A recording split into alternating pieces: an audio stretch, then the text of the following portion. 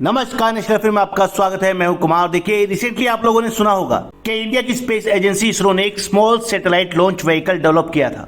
Small satellite launch vehicle यानी SSLV को इसरो ने लॉन्च किया था छोटे सैटेलाइट लॉन्च करने के लिए। इसमें एक बार में 500 किलो के सैटेलाइट तक लॉन्च किए जा सकते हैं, चाहे 500 किलो का एक हो या 500 किलो के कई, इन लो अर्थ ऑर्बिट यानी अर्थ सरफेस से 500 किलोमीटर से लेकर 300 किलोमीटर के एल्टीट्यूड पर। SSLV की खासियत ये थी कि इसके एक लॉन्च की कॉस्ट काफी कम थी। इसके एक लॉन्च की कॉस्ट आती है सिर्फ 35 करोड़ रुपए।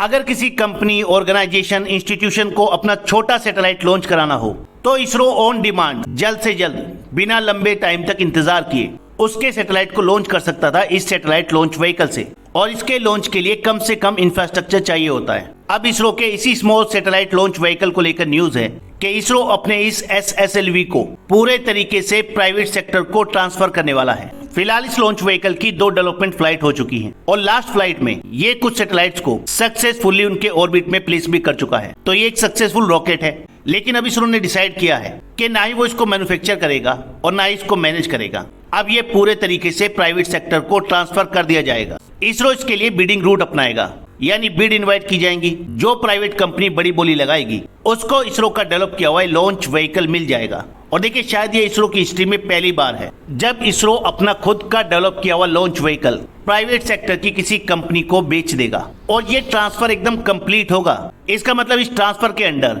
कोई प्राइवेट कंपनी सिर्फ मैन्युफैक्चरिंग नहीं करेगी इस लॉन्च व्हीकल की, बल्कि इसकी टेक्नोलॉजी, इसका लेटर डेवलपमेंट और मैनेजमेंट पूरे तरीके से प्राइवेट कंपनी के हाथों में होगा, और बाद में इसरो का इससे कोई लेना देना नहीं होगा। इसका क्लियर सा मतलब ये है कि जो छोटे सैटेलाइट लॉन्च करने का बिजनेस है, इसरो अब इसे कंटिन्यू नहीं करना चाहता। आप लोग जानते हैं इसरो के पास ऑलरेडी काफी बड़े बड़े प्रोजेक्ट हैं। 14 जुलाई को इसरो लॉन्च करने वाला है चंद्रयान 3। उसके बाद नेक्स्ट ईयर या उसके नेक्स्ट ईयर इसरो लॉन्च करेगा गगनयान। साथ ही इसरो अब नासा के साथ मिलकर उसके आर्टेमिस प्रोग्राम को भी ज्वाइन करेगा, वहां भी उसे काम करना है।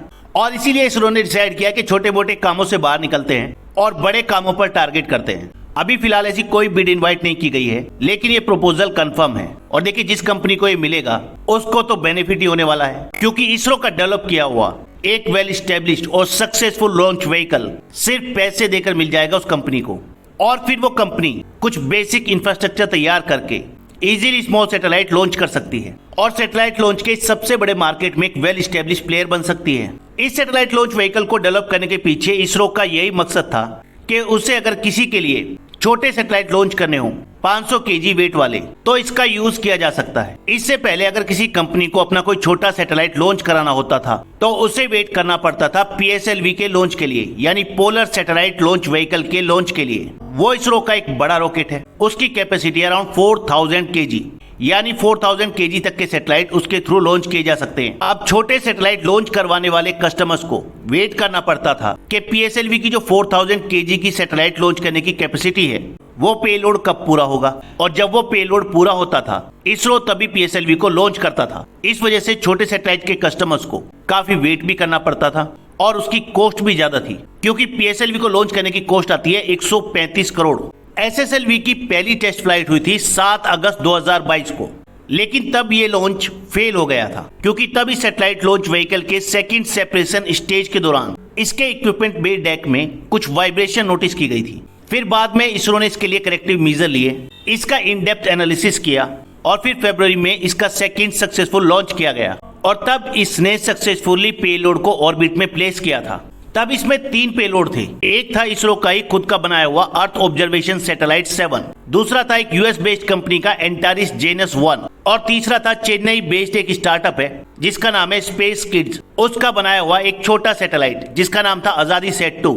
आप लोगों को मालूम है कि रिसेंटली स्पेस इंडस्ट्री में प्राइवेट सेक्टर को काफी प्रमोट किया जा रहा है। कई कंपनियां अपने खुद के रॉकेट भी बना रही हैं और जल्दी वो भी सैटेलाइट को लॉन्च करेंगी, जैसे कि स्काई रूट और अग्निकुल। इन दोनों ही कंपनीज ने अपने खुद के रॉकेट डेवलप कर लिए हैं। लास्ट ईयर ही इसरो ने हिंदुस्तान एरोनॉटिक्स लिमिटेड और लार्सन एंड ट्यूब्रो के एक जॉइंट वेंचर को अपने 5 पोलर सैटेलाइट लॉन्च व्हीकल बनाने का भी कॉन्ट्रैक्ट दिया था। ये इसरो का सबसे फेमस और सबसे सक्सेसफुल रॉकेट है, और इसके अब तक 54 सक्सेसफुल लॉन्च हो चुके हैं। रिसेंटली इंडिया स्पेस एसोसिएशन ने एक रिपोर्ट तैयार की थी। उसके अकॉर्डिंग इंडिया की जो डोमेस्टिक स्पेस इंडस्ट्री है वो 2025 तक अराउंड $13 बिलियन का कंट्रीब्यूशन करेगी भारत की अर्थव्यवस्था में।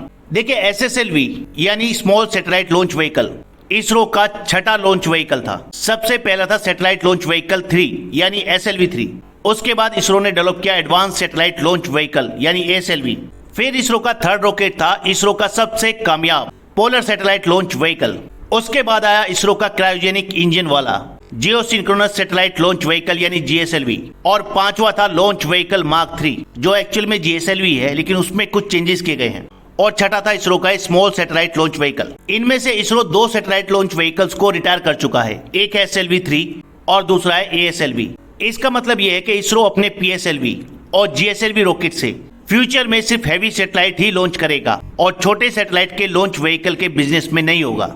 आपका इसरो के इस डिसीजन के बारे में क्या कहना है, कमेंट जरूर करिएगा। इस वीडियो में इतना ही, नेक्स्ट वीडियो में जल्द मिलेंगे। धन्यवाद।